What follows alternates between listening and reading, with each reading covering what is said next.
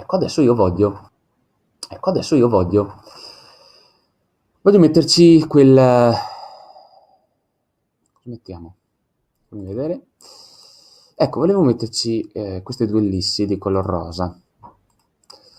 Quindi abbiamo lo strumento ellisse che è questo, che semplicemente mi consente di creare un'ellisse, solo che devo...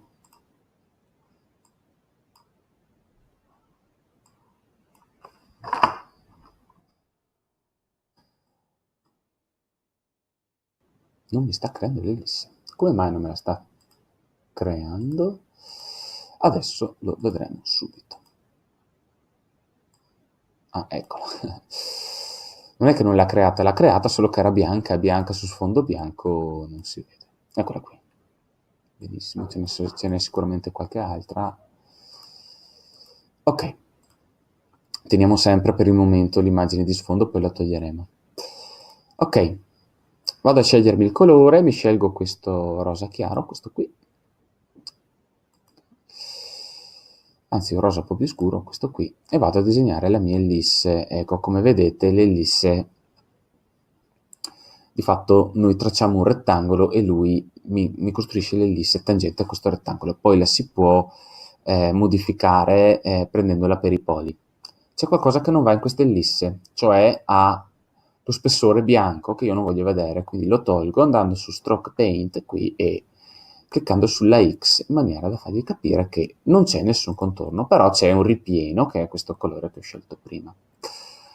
Quindi vado a spostarla, scusate, la sposto qui, la posso adattare al mio spazio, non voglio che tocchi le linee nere, voglio che resti un po' più piccola, un po' più schiacciata, perché deve darmi un'idea plausibile della prospettiva della beuta. Mi sembra che vada bene, il problema è che mi copre la gradazione. Ecco, allora, adesso cosa si deve fare? Si deve andare a spostare questo oggetto sotto gli altri oggetti. Ecco, trovo qui, questi sono i comandi che mi consentono di metterli sotto. Praticamente il disegno è come se fosse fatto a strati. L'ultimo oggetto lui te lo mette sempre sopra. Ecco, io voglio invece che vada sotto. E quindi il comando per portarlo sotto, un passo alla volta, posso portare, ecco, l'oggetto sotto come ho appena fatto adesso. Adesso l'oggetto sta sotto questi, sta probabilmente sopra questo, ma a me non importa, perché tanto non si sovrappongono. Vado a fare un'altra ellisse e la pongo stavolta qui. Basta, la faccio già e mi fermo. Mi sembra che possa andare bene così, non ritengo di doverla modificare. E voglio mettere invece il liquido in questo modo qui. Quindi disegnare sostanzialmente un trapezio, lo vado a fare con lo strumento tracciato, zoomo un attimo e faccio vedere proprio il liquido. Quindi 1, 2, poi andremo a sistemare i punti, 3, 4, chiudo, ok. Ho una linea fatta solo di un contorno, voglio invece metterci il contorno, quindi clicco su Fill sull'immagine del contorno piatto, tolgo invece lo stroke, tolgo il contorno. Come colore però io non voglio questo, ma voglio questo qui, eccolo qui, più chiaro. E anche questo devo poi portarlo sotto, quindi vado di nuovo sulla freccia e lo porto sotto finché non arriva, eccolo lì, dove lo voglio io. Io lo lascerei così, nel senso che mi sembra che sia stato disegnato abbastanza bene. Forse c'è questo punto che va messo un po' meglio.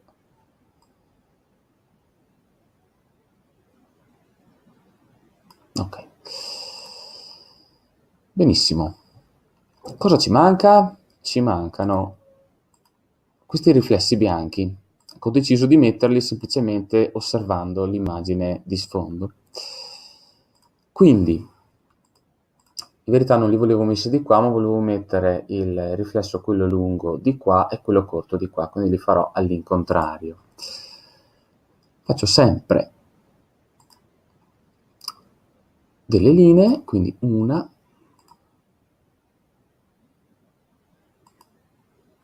invio, vado a cambiare il colore,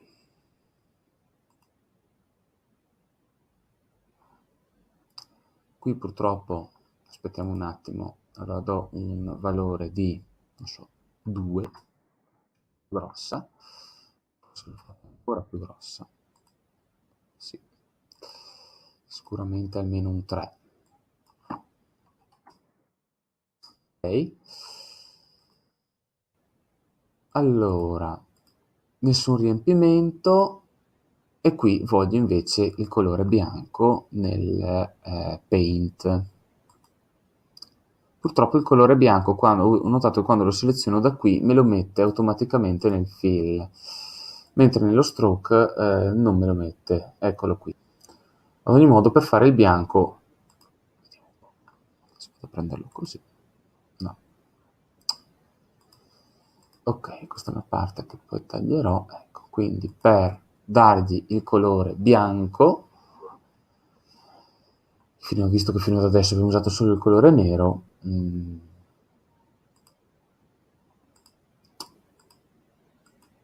l'unico modo è quello di spostare tutti questi cursori verso la fine, verso il bianco, eccoli qui, e arriviamo qui. Fatto.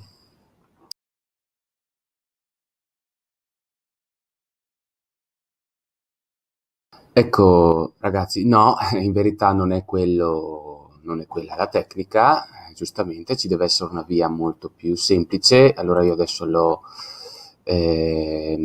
trovata e si fa così. Allora, quando io creo una forma, ma anche se creo una linea, ad esempio, con un tracciato Bézier,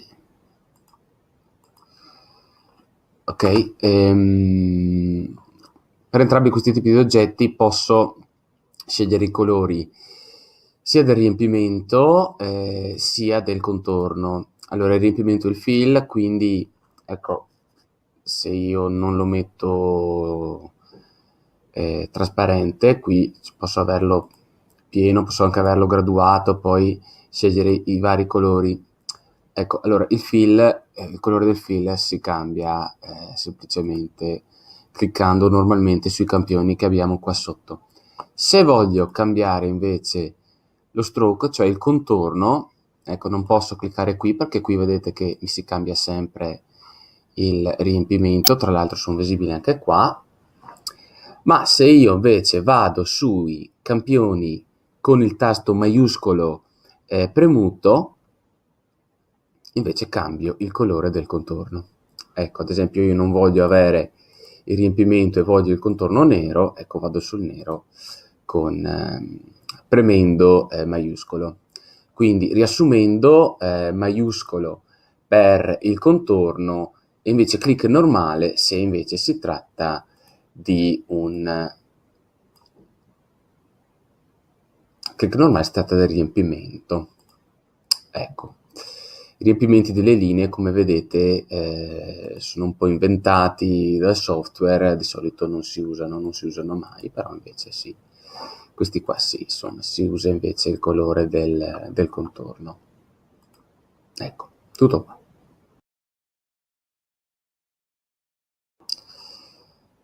Ok, però voglio, anche qui, ecco qui, che ci sia il finale tondo sopra e anche sotto. Però lo sposto, lo voglio più basso. Ecco qua. Vado a fare l'altra immagine, eccola qui. L'altra linea. Solito discorso. Porto tutto al massimo.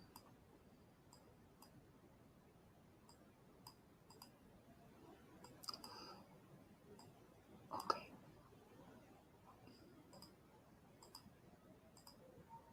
E qui do 2. Vado a togliere l'immagine sotto, la cancello direttamente. No, non va bene. Non va bene perché manca ovviamente questo colore. ecco che allora ci viene in aiuto il secchiello. Il secchiello è un comando che c'è anche in Photoshop e consente di colorare col colore che voglio, ad esempio con quell'azzurrino lì, questo più viola però. Eccolo qui. Una linea chiusa, un contorno chiuso. Ecco, qui abbiamo un po', come dire, dovremmo probabilmente provare a portarlo sotto e vedere cosa succede. Ecco, qui c'è un problema sicuramente di stroke che non va messo esatto. E invece il fill c'è. Ecco, allora ho tolto lo stroke perché come avete visto c'era un contorno bianco a questa, che stava tutto attorno alla parte colorata di grigio. Ecco, fatto, adesso torno un attimo indietro, vado a vedere se il risultato è proprio quello che ho visto di qua. Beh, direi di sì, forse il colore del vetro è un po' più scuro, in questo caso non è più scuro, è semplicemente più opaco, si vede che ho scelto un colore diverso. Allora, vediamo un po' se riesco a, ecco qui, a cambiarlo, vediamo un po', vediamo su questo colore qua, troppo. Questo forse va meglio, non è lo stesso di prima, no, ecco, è questo qui, esattamente questo. Benissimo. Bene, ho fatto l'immagine, sono contento.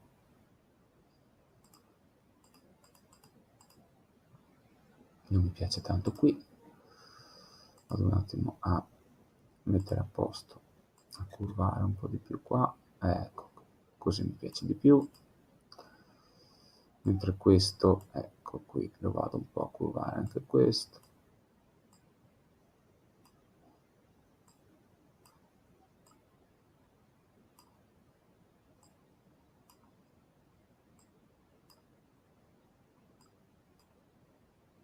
Maledizione.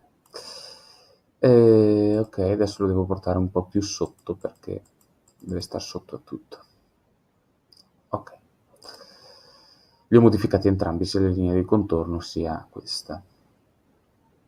Scusate, questo è perfezionismo mio. Vabbè. Ok, quindi se avete degli oggetti semplici o volete semplificare quello che magari è il vostro disegno a matita, che magari di suo è abbastanza complicato, semplificare non è per niente facile. Sembra facile ma non lo è. È più facile se c'è uno strumento come questo.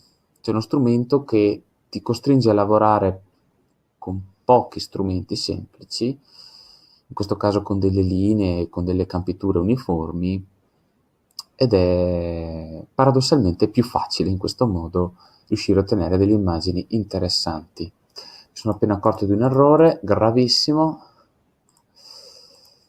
Questo oggetto qui, ecco qui, rotondi.